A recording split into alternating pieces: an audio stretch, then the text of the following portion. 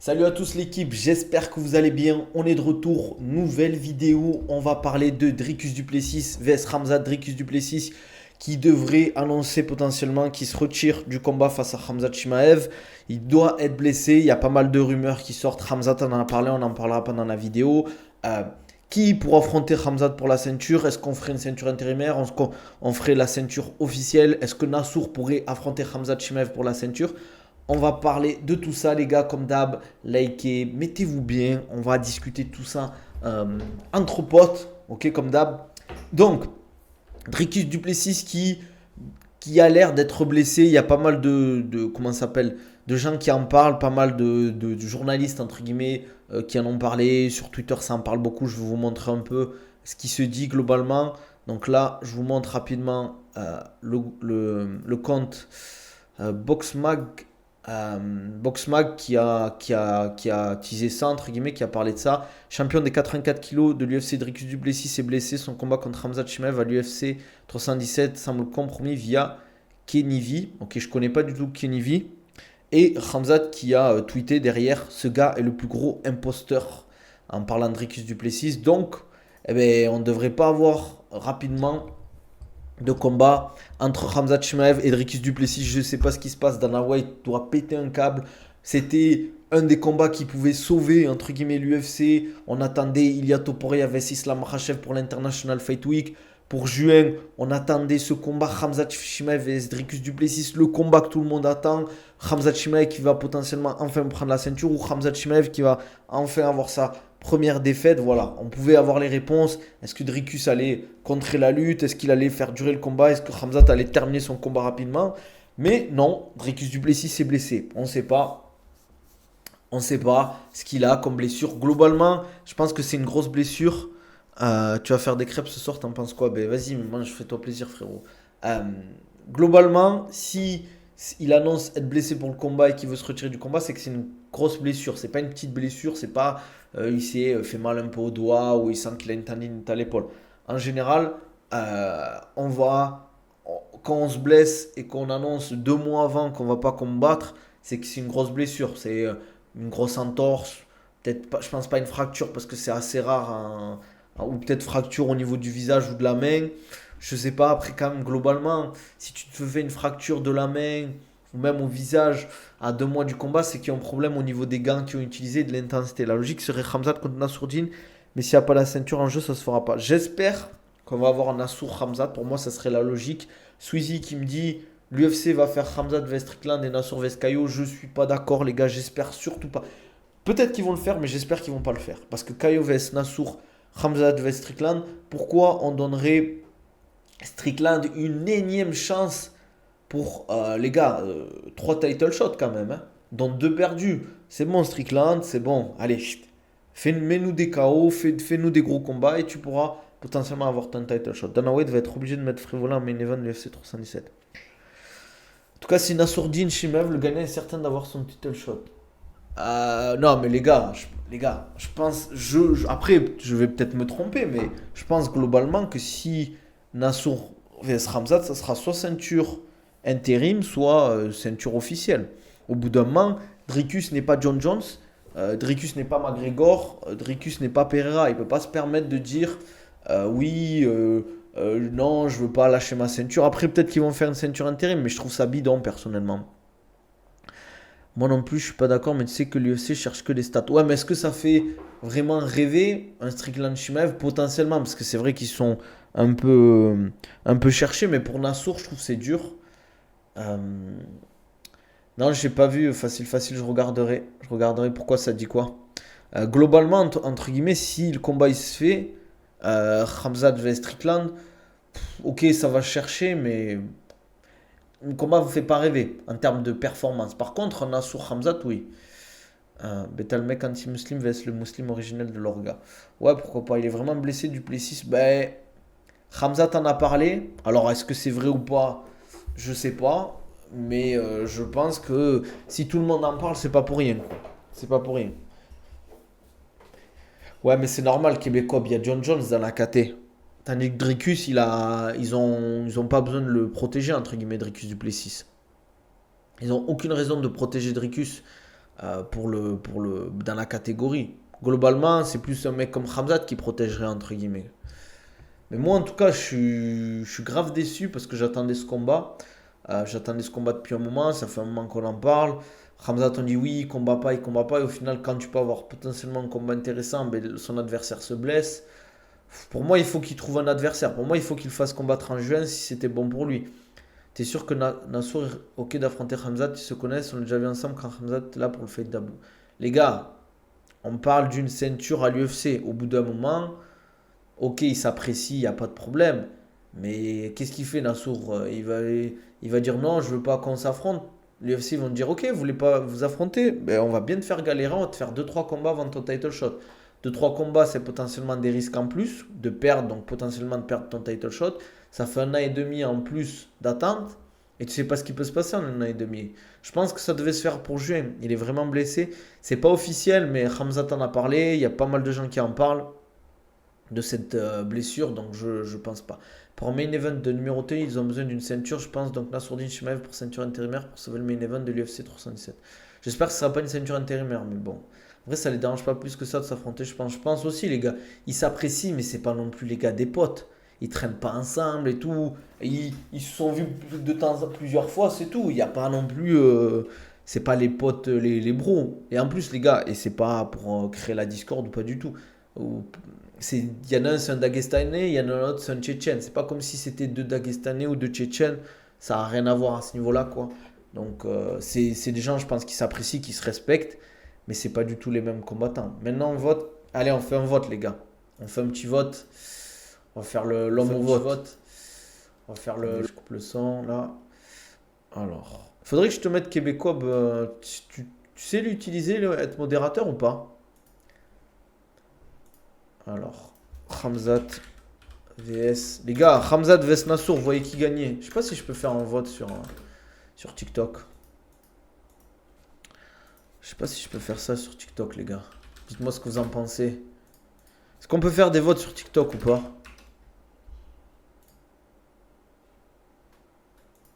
Mais allez, on va voter ici. J'attends qu'il y ait des votes. Nassour debout, Khamzat au sol. Ouais, mais il faut se mouiller. Est-ce que je peux faire un vote ou pas? Tac, tac, tac, tac, tac, tac, tac. Ah oui, je crois que je peux faire un sondage. Attendez, je vote aussi sur Twitch, les gars. Je vais pas me prononcer parce que tu vas m'envoyer tout le MMA Factory sur le dos. Vas-y, les gars, oh, vous avez le droit de parler, hein.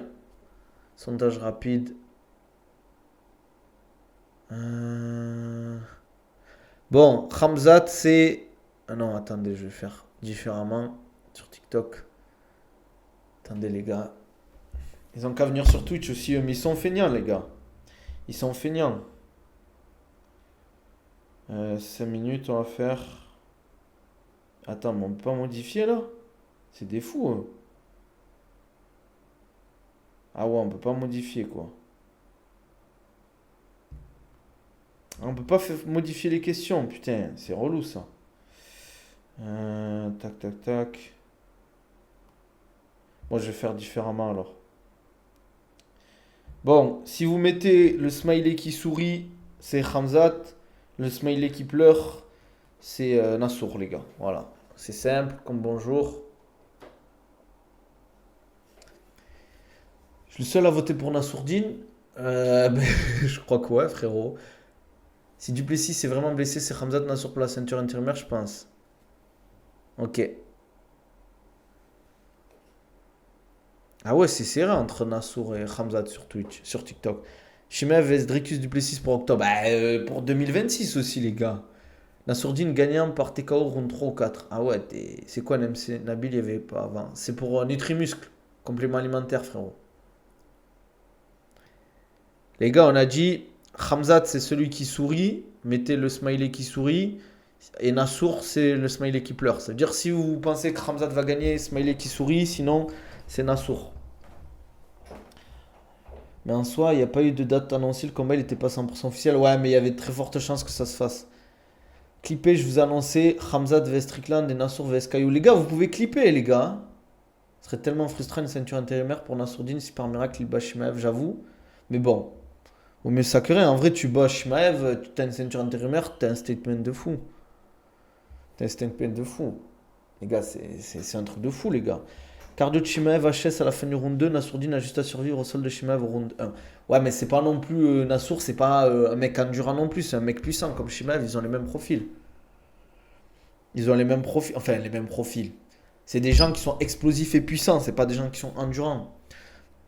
Pour moi, ça se voit entre les deux. Walaikum salam, Ishin. Ça va ou quoi? Apparemment, ça parle de Kamaru vs Buckley aussi. Ouais, mais Kamaru Ousmane, ça fait 2 ans, on attend.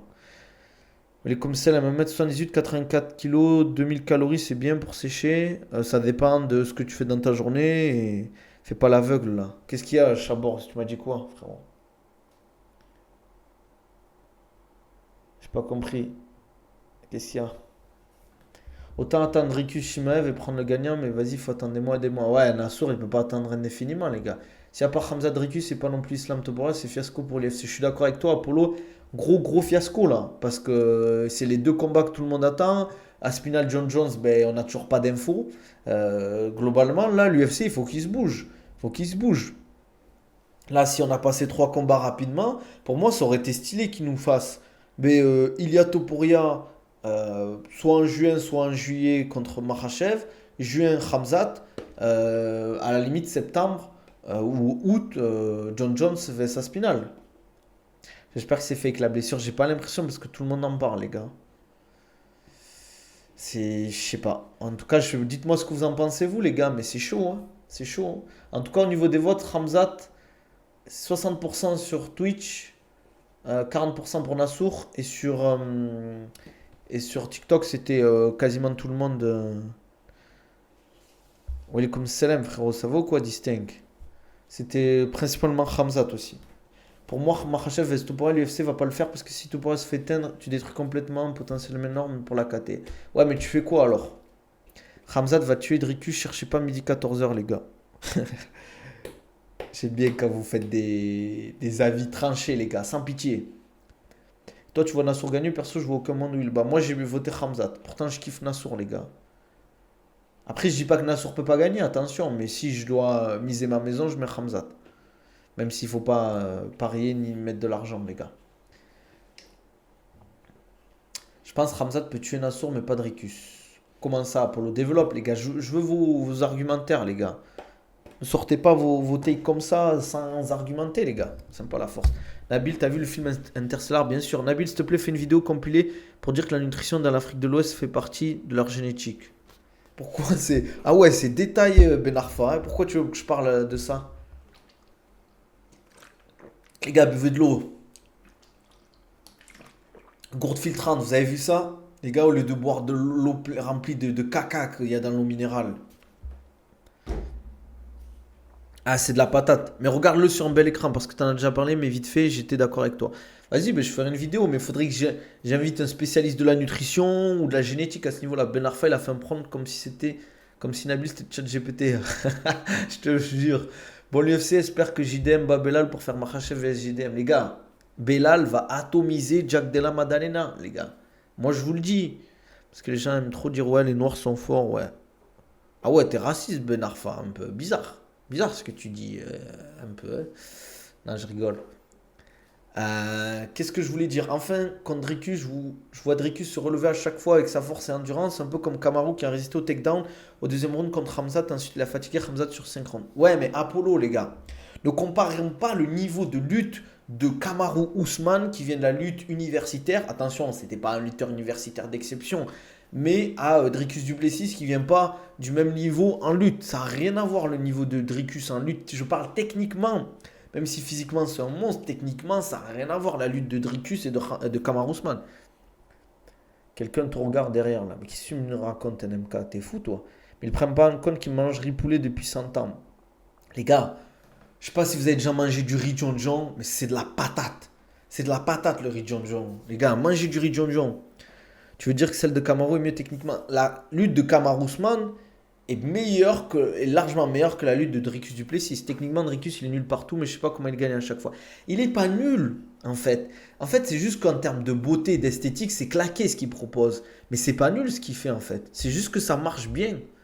Le MMA, on s'en fout que ce soit de l'esthétique. Attention, contre Damien Maia, là, mais la lutte de Ousmane, c'était limite. Ouais, mais on parle de Damien Maia, qui est un expert de l'appréhension, quand même.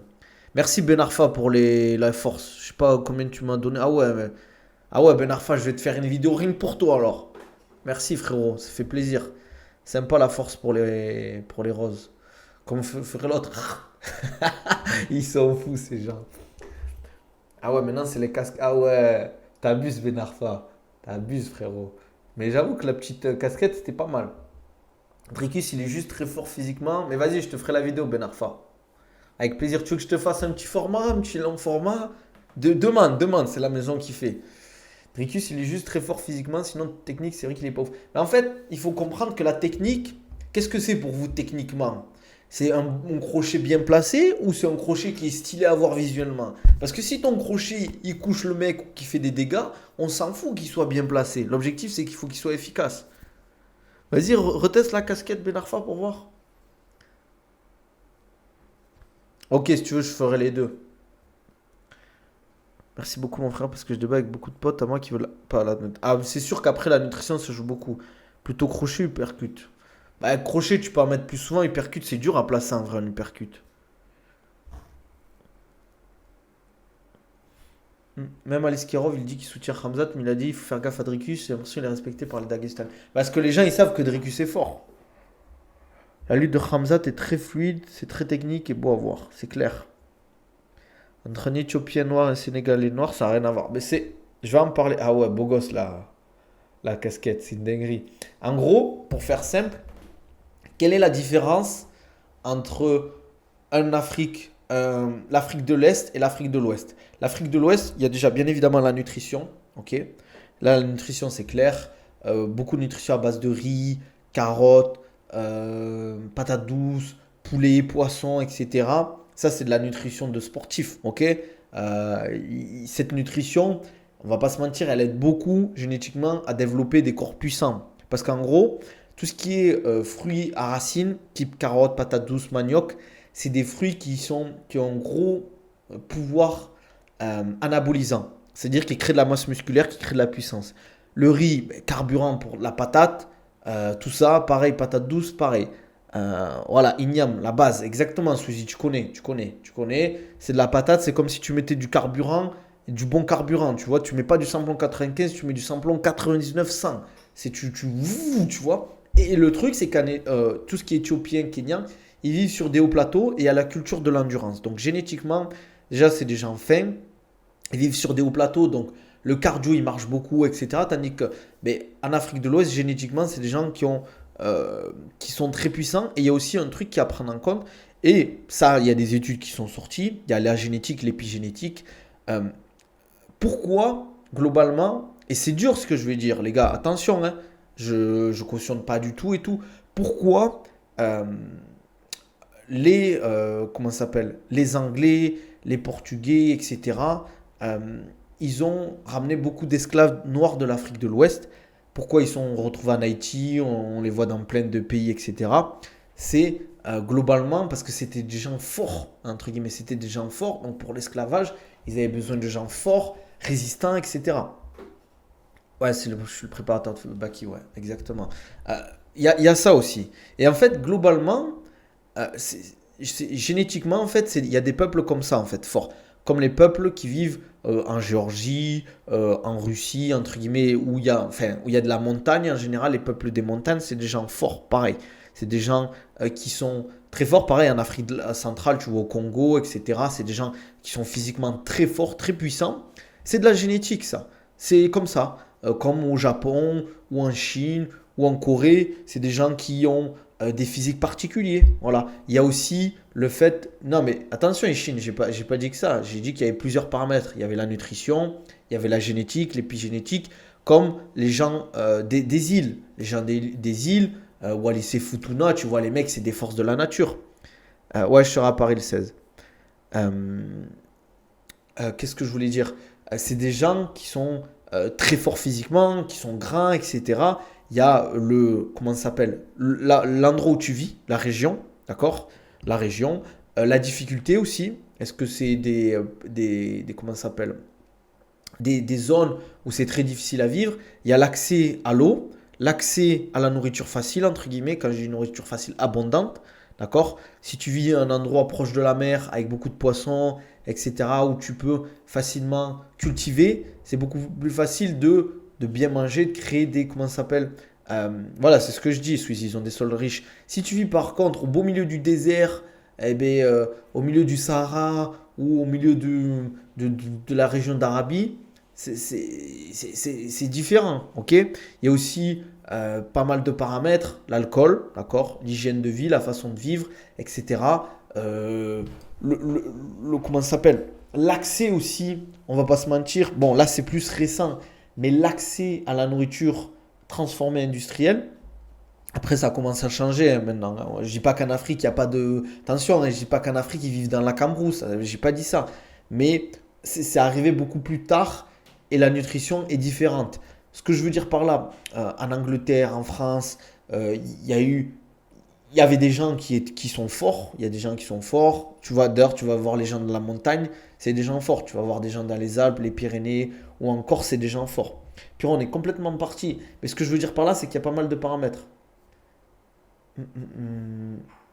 Ah oui, non mais bien sûr. Mais après, en fait, il faut différencier entre le noir sénégalais, le noir comment ça s'appelle, qui habite potentiellement dans le sud du Maghreb. Il y a le noir en Éthiopie, au Kenya. Il y a le noir d'Afrique du Sud. Il y a le noir du Congo. Ça n'a rien à voir, les gars. Ça n'a rien à voir. C'est ultra local en Afrique, pas besoin d'importer à part au riz ou des trucs qui n'ont pas d'impact. Même Makhachev fait des erreurs en muscu, c'est hallucinant. Ouais, je sais pas si vous avez vu ma dernière vidéo, les gars. Ça a fait un peu parler, mais je veux revenir là-dessus, sur ma dernière vidéo que j'ai mise sur TikTok et Instagram, où je parlais de Islam Makhachev qui fait du soulevé de terre, les gars. Globalement, c'est même pas un soulevé de terre qu'il fait, c'est entre un squat et un soulevé de terre. Parce qu'un soulevé de terre, tu actives ta chaîne postérieure. Qu'est-ce que je veux dire par là? C'est en fait, tu vas activer fessier et ischio-jambier. Et là, sur sa dernière vidéo, il fait une grosse flexion de genou. Donc, il active aussi ses quadriceps. Et l'objectif du soulevé de terre, c'est de travailler l'extension de hanche. Donc, fessier, ischio-jambier, zone lombaire, etc. Toute la chaîne postérieure pour développer l'extension de hanche, qui est le mouvement le plus important du sportif. Mais si tu fais un squat, ben, tu mobilises beaucoup moins la chaîne postérieure qu'un soulevé de terre. Soulevé de terre, pour ceux qui en ont déjà fait, ben, c'est la chaîne postérieure qui est mobilisée. Squat, tu as les fessiers, les ischios et les quadriceps qui sont très sollicités aussi, quoi. Donc voilà, c'est juste pour vous dire que même les top athlètes font des erreurs. Parce qu'en fait, cet exercice-là qu'il fait, il n'a aucun intérêt. Parce qu'il a ni les avantages du squat, ni les avantages du soulevé de terre. C'est ultra local en Afrique, pas besoin d'importer à part du riz ou des trucs qui n'ont pas d'impact. Ils cultivent pas du tout le riz en Afrique. En vrai, dans l'Afrique de l'Ouest. Après avoir vu ça, je pense que Makhachev n'est pas très bien entouré. Je sais pas, je dirais pas qu'il est pas très bien entouré. Peut-être qu'il s'entraînait juste de son côté. Comme ça, il y en a plein qui font ça. Pourtant, Nassourdine doit travailler sur quoi pour battre Shimaev, ses points forts, limiter ses points faibles. C'est dur en vrai, hein. C'est dur. Parce qu'en fait, la problématique en fait, c'est que le gap en lui, tu pourras jamais le rattraper. Donc pour moi, il doit continuer à aiguiser ses skills en striking, travailler ses déplacements, sa distance. Et après, c'est facile à dire, mais pas se faire, pas arriver au contact trop facilement, quoi, en fait, dès le début. Mais ça veut dire que même au plus haut niveau, tu peux t'entraîner un peu n'importe comment. Oui, oui, oui, tu peux. Mais en fait, facile, facile, là, c'est une vidéo qu'on a vue. S'il faut, globalement, il s'entraîne 95% du temps très bien. Mais là, peut-être qu'il n'était pas accompagné ou qu'il fait rarement cet exercice. Il fait autre chose comme type de renforcement. Et ça l'empêche pas d'être très bon. Ça l'empêche pas d'être très bon. Parce qu'en fait, le MMA, c'est un sport hybride. C'est pas du powerlifting, c'est pas de l'haltérophilie. On ne demande pas aux combattants de MMA d'être des spécialistes du soulevé de terre ou du squat. On leur demande d'être bons dans la discipline. Certes, la préparation physique, ça aide, c'est potentiellement 15-20% du travail. Mais nous, on leur demande de savoir faire de l'anglaise, de la lutte, du grappling, avoir un bon fight IQ, etc. Et entre un mec qui passe 50% du temps en salle de sport qui a un soulevé de terre à 250 kg propre, un squat à 200 kg propre, et un mec qui passe 80% du temps en salle de MMA qui s'entraîne dur et qui est potentiellement de moins bonne perf, ben je vais vouloir affronter celui-là qui a un 250 kg soulevé de terre. Certes, il va être fort, mais techniquement, il va être moins bon et ça va être un mec moins performant dans sa discipline. C'est ça que je voulais. Je sais pas si c'est clair ou pas ce que je voulais dire. Maghreb et subsaharien, c'est les mêmes nutritions à peu près. Je suis pas spécialiste pour ça. Je n'ai pas envie de dire de bêtises. Mais en tout cas, c'est chaud pour Hamzat, quoi. J'espère que il va combattre, comme ça serait relou. En vrai, je vais regarder s'il n'y a pas de nouvelles infos. Ah, pap, pap, pap, pap, pap. Je vois rien pour le moment d'intéressant. Je sais pas, à l'UFC, ils nous mettent des trucs de. Comment ça s'appelle? Regardez l'UFC ce qu'ils font là. Regardez, c'est quoi ça? Qu'est-ce qu'on s'en fout? Les gars, on veut de la bagarre, nous. Yo, Ivan, ça va ou quoi?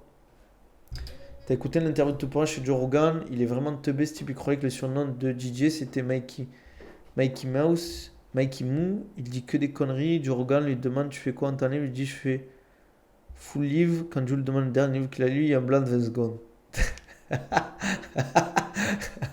Aïe aïe aïe. Je sais pas si tu te souviens, il y a une vidéo, la sueur, il faisait un défi burpees avec Baki Nassourdine et Imavov savait pas c'était quoi des burpees. Ouais, comment c'est possible, il sait pas, ça veut dire quoi. Après, dans sa prépa, peut-être qu'il a jamais fait de burpees. Fini deuxième aujourd'hui, Open de Valencia, j'ai le mort. En judo ou en JJB? PTDR. Mikey Mouse. Et c'est quoi son pseudo alors à Dimitrius Johnson? C'est pas Mikey Mouse en vrai? T'as vu l'Oman Jet, t'en penses quoi? Je dis que les jets, c'est en fonction de toi. Les jets, il faut que ce soit adapté à toi. Si ça te correspond, que tu as des résultats et que tu te sens bien, il faut continuer. Judo, judo, je perds deux avantages. Ah, ok, oui, c'est Mighty Mouse, pas Mickey Mouse, je suis un fou. Oui, oui, c'est Mighty Mouse, oui, oui. Oui, oui, c'est pas Mickey Mouse. Mickey Mouse, c'est Mickey Mouse. Je suis un fou, moi. Qu'est-ce que je voulais dire? Ouais, mais après, il est dans son monde, je pense, mec. Je pense qu'il est dans son monde. En fait, il est trop dans une matrice. Pourtant, je kiffe le combattant, hein. Mais le personnage, je le trouve un peu bizarre, un peu. Rien que pour moi, d'avoir changé son blaze de passer de El Matador à Légende, mais El Matador, c'était trop stylé. C'est trop stylé, El Matador, tu sais, c'est le même. Tu sais, tu es El Matador, ça chante, c'est stylé, c'est le mec, il arrive, il te met un truc, bam, petit crochet, pendant qu'il te met une esquive, tu vois, Légende, Légende, on se croirait dans le podcast de l'autre violeur, là. Légende, les gars, ça fait pas rêver. El Matador, ça fait rêver. Le mec, bam, El Matador, bras arrière, petit crochet là. Il est dans son ego trip, il va perdre un combat, il va se réveiller. J'espère pas. Enfin, je m'en fous en soi. Mais en fait, moi, ça me dérange pas les mecs qui sont un peu arrogants ou sur deux, qui disent oui, moi, bam, Islam Makhachev, il n'y a pas de problème et tout. Pas de problème. Mais je sais pas, il est bizarre un peu. Pourtant, je kiffe le combattant, hein, les gars. Topa va finir comme Dumba sa première défaite, le clown du MMA, comme dirait Baki. Non, les gars, comparons pas Doumbé et Toporé à MMA. Là, c'est comme comparer une Lamborghini Countach et, une Clio 2. Il part un peu en couille avant, quand on le croisait à Madrid, c'était photo discussion, maintenant il parle même plus. Ah ouais?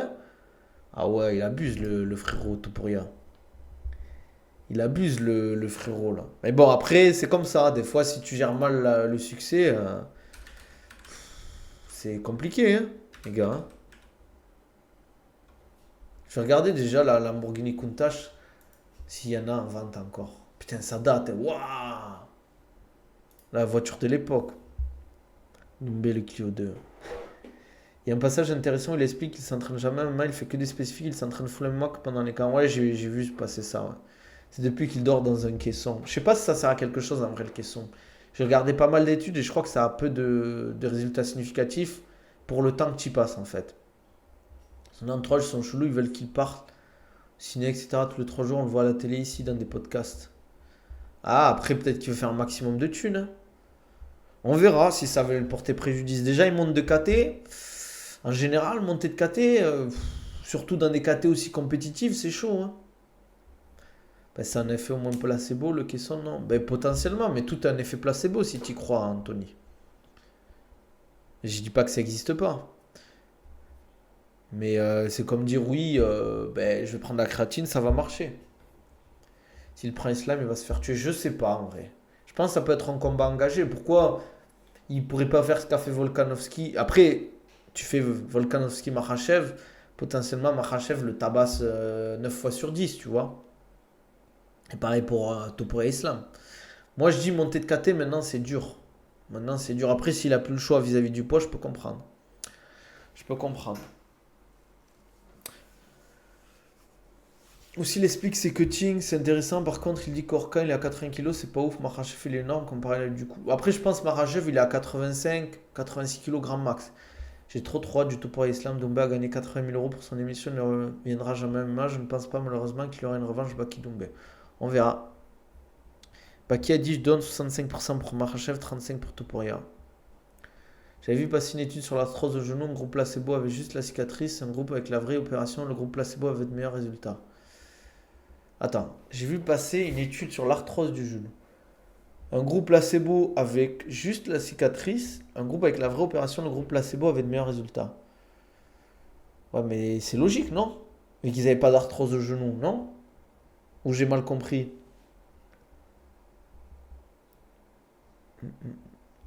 Je sais pas, au niveau de pourcentage, je dirais 65, 65% pour Makhachev. Non, non, déjà avec l'arthrose de base.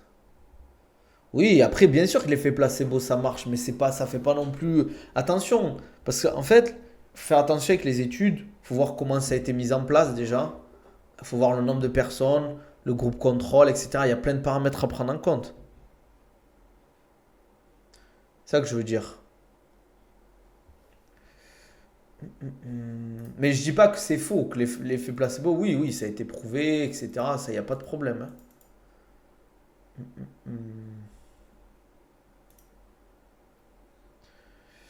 Et vous donnez combien Makhachev Topuria, les gars, en termes de pourcentage?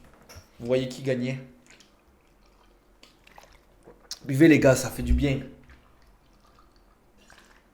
C'est ça la vie, les gars. 100% islam, ah ouais, carrément. Ah ouais, t'es déter. Tu penses, en training BJ, juste ma ceinture de judo, je peux aller faire un open, bien sûr. J'ai bien aimé ce qu'a dit Baki lors de son interview, la sueur, c'est l'anonymat sur les réseaux qui révèle réellement la personnalité des gens, quand ils insultent cachés sur la vraie personnalité. Bien sûr. Sur les réseaux, les gens, c'est des fiottes. C'est des fiottes de fou. 80 islam, ah ouais, Ivan, purée, vous êtes chaud, quoi. J'avoue qu'on oublie trop Marachev, il reste dans l'ombre à cause des causes spectaculaires tout pour rien. Je vais faire une présentation de 50 diapos pour expliquer pourquoi Islam gagne à 100%. Vas-y frérot, vas-y, envoie. Envoie la sauce frérot. Islam c'est le haut niveau frère, c'est trop fort. Mais Topuria aussi les gars, c'est le haut niveau les gars. On se rend pas compte, il a battu quand même Volkanovski, un des goats de la catégorie, et, euh, et Holloway. Pour moi il n'y a pas photo, regarde Marachev, espérer jamais Topuria, tout ça qu'il tient contre lui. Ouais, mais les gars, Makhachev Poirier, c'était un combat serré, je dirais pas serré, mais engagé, quoi. C'était pas non plus un combat facile pour les gars, pour Islam, hein.